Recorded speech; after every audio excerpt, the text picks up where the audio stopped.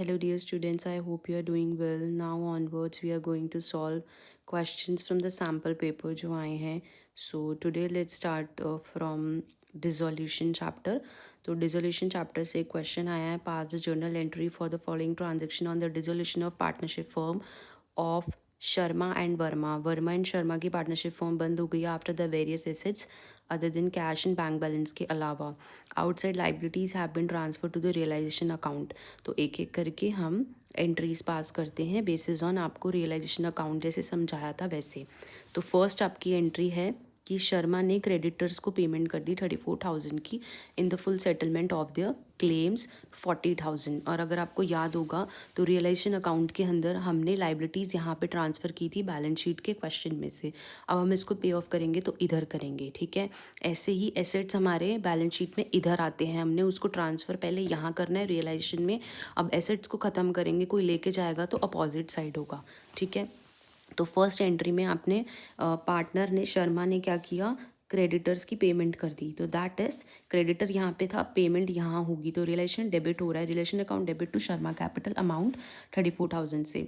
वर्मा ने एग्री किया, वाइफ का लोन पे कर दिया 80,000. तो सेम लोन वगैरह लाइबिलिटीज़ पे ऑफ हुई है, रिलेशन अकाउंट डेबिट होगा टू वर्मा कैपिटल. वर्मा की वाइफ से मतलब नहीं है हमें, वर्मा की कैपिटल अकाउंट में ही एडजस्टमेंट होगी अमाउंट आपको जो दे रखा है. उसके बाद there was an old typewriter which had been written off completely from the book, से ख़त्म हो गया.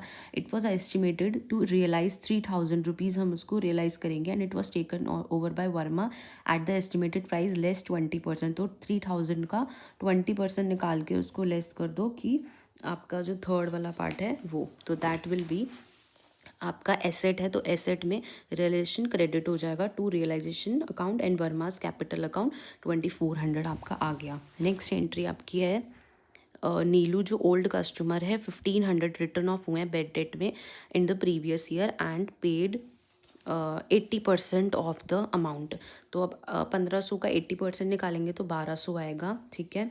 एंड आपका ये जो है बेड डेट्स को रिटर्न ऑफ किया है, प्रीवियस ईयर में ख़त्म हो गए थे, अब इसने नीलू ने पे कर दिया. डैट इज़ नीलू ने 80% अमाउंट पे कर दिया जो रिटर्न ऑफ हो गया था बेड डेट्स में. तो इस केस में रियलाइजेशन क्रेडिट हो जाएगा एंड बैंक अकाउंट डेबिट होगा क्योंकि फॉर्म मतलब नीलू पे कर रही है इसलिए.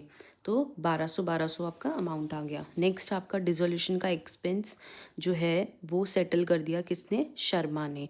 तो इसकी एंट्री भी इजी है आपकी, realisation account debit to Sharma capital, realisation debit होगा लाइबिलिटीज़ के केस में. लॉस ऑन रियलाइजेशन 40,000 डिस्ट्रीब्यूट हो गया, प्रॉफिट होता तो रियलाइजेशन डेबिट होता, लॉस है तो क्रेडिट हुआ एंड डिस्ट्रीब्यूट कर दिया